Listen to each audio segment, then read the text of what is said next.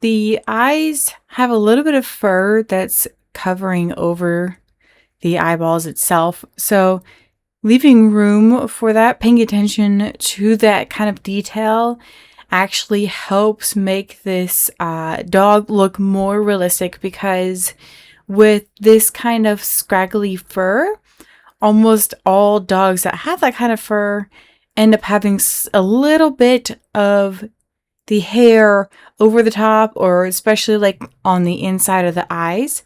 So if you just kind of play around with it and not add too much detail, especially on the inside, and then make it look like there's fur coming in, it makes it look a lot better. Because if you just did the whole eye itself, it kind of looks like the eyes are just popping out of it.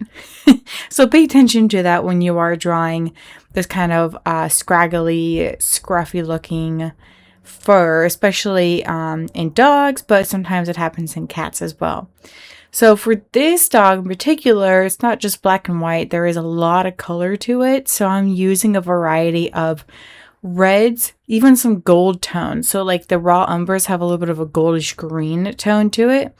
So blending the reds in with the black, and then using that mineral spirit oil to blend all that together, and then using a blue as a cold contrast, because blue is a cold color. It actually really helps to make this portrait look a little bit more alive and more as if it's like gonna pop out at you. Especially once you're complete, for the most part, you can actually use the lighter color pencils to create some highlights. It doesn't necessarily stick white on top of all of it. Like it's not like paint. So don't expect it to be like that. But it definitely works for creating more of a highlighted effect. So that's actually really nice. But you can see here the direction of the fur is super important, and then leaving room for the highlights themselves makes the process a lot easier, because you have it in your mind. Okay, so I need to start off light, draw in the same direction, and leave room for those highlights so that when you go back over it, you can use lighter colors and you have more control over where those highlights are. So where the highlights, the midtones, and the lowlights are. It's going to be a lot easier than if you were to just draw one big chunk of a solid color at a time. And you could see that the left ear does have a lot of scraggly fur, so I draw in the black color pencil different directions of the fur, and then I use a little bit of the highlight to create a sense of even more stray hairs. I also use an X-Acto knife. Well, it's not an X-Acto knife, it's a slice tool, but you can use an X-Acto knife as well to slice in some of the highlights. As long as you have enough layers, it works really well. I don't use it all the time, but I will use it for some of those stray hairs or whiskers. But the same method is applied to the right-hand side. I always like to draw left to right because I'm right-handed. It prevents smudging really, really easily.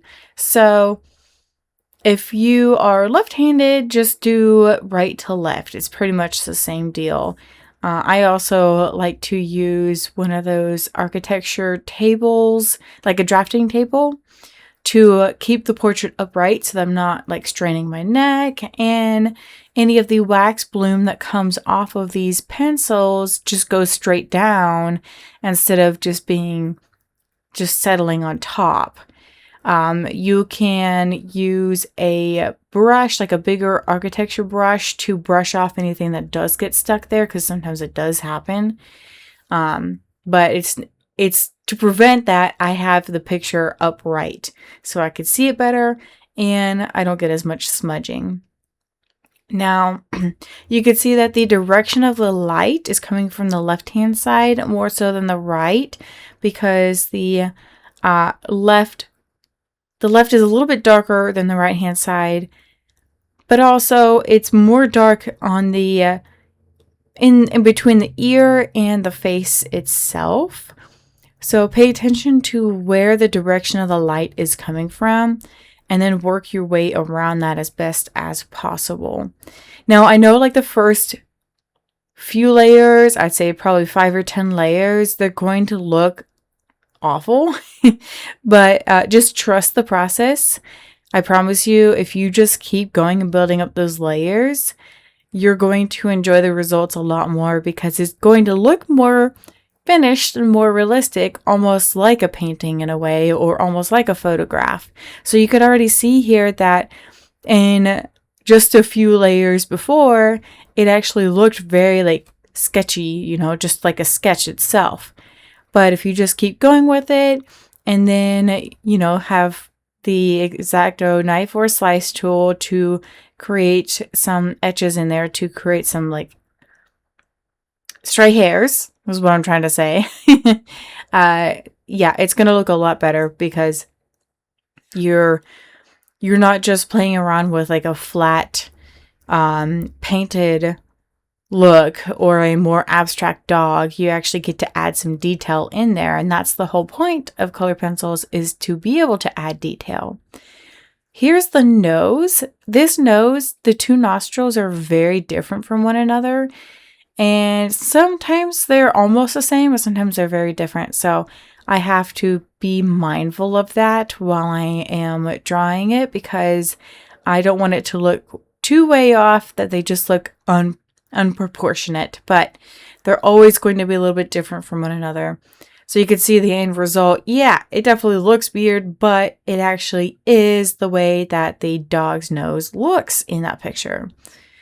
Now the mouth has more white fur, but you can see that I used some gold tones. I used some reds in there. I'm using a variety of different brown, or not browns, but grays. I'm using like a cold gray, warm gray. I'm using a light gray blue, and then a little bit of a very, very pale raw umber, or you could use a very pale yellow to also blend in along with the blue itself. So now you could see that the sense of depth is really coming through, and it's coming in nice and strong. And pay attention to those little scraggly hairs too that come out. That is a really good indication that you are drawing the exact dog's personality and the exact dog's quirks, because all dogs and cats, they have like specific things that the clients really want you to emphasize. So sometimes it'll be where there's just a white spot on the paw, or the dog's always smiling, or there's a little speck in the eye. All of those things are very, very important, because the client wants to see that it looks just like their pet. So if you can pay attention to those details as best as possible, you'll end up with better results and happier clients. Now, drawing the tongue is still my least favorite part to draw, because there's so many different colors that's going on. You have to blend all of it, but if you blend it too much, then it's not going to look as smooth as you really want it to be, because you might end up ruining the paper.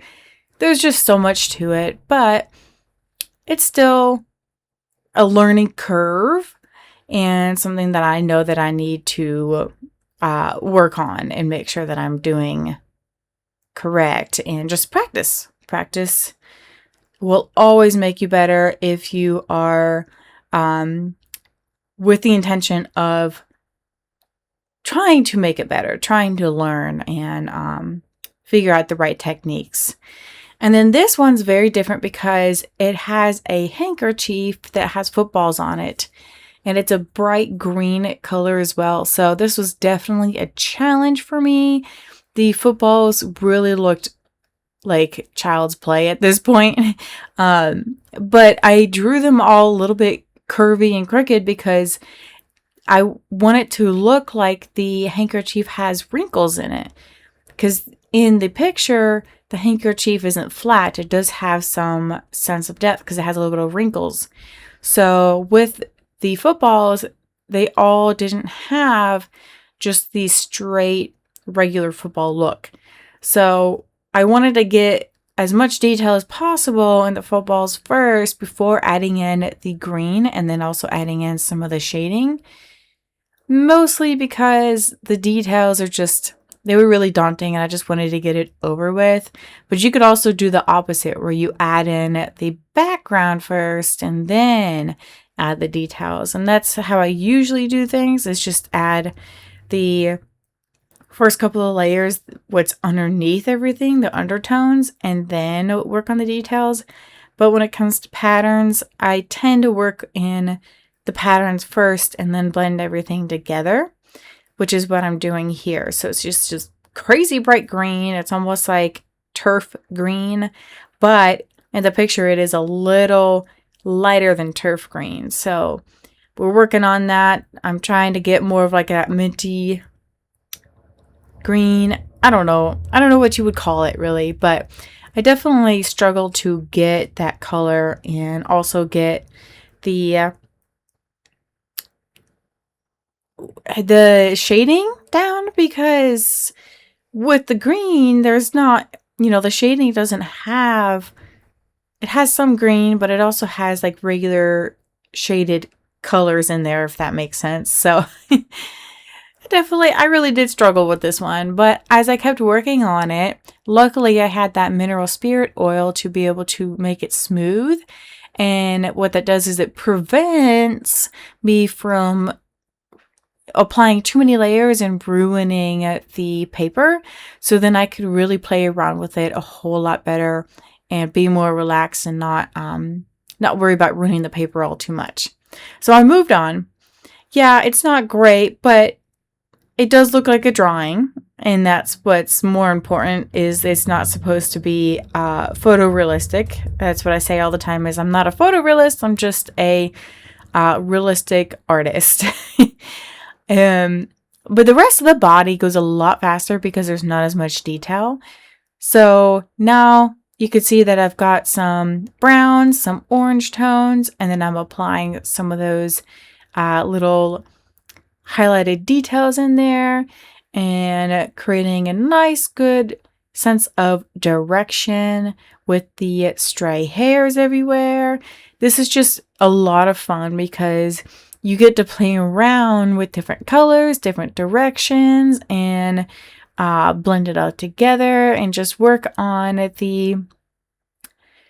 where the sense of like lighting is coming from, really. And no two sides are the same, of course. So this side's going to be a little bit lighter and have a little bit of a different color, but you do want to use the same colors as consistently as possible. If you are interested in learning to draw, I also have all sorts of different online classes. They're at your own pace. So all you have to do is pick out the animal that you want and then read the instructions and try to pick out as close to the colors as possible. And then just follow along and you can play or pause at your leisure. If you want to know what kind of materials I'm using, I do have the ebook listed below, so go check that out. But thank you so much for watching. Don't forget to like and subscribe. I'll see you in the next one.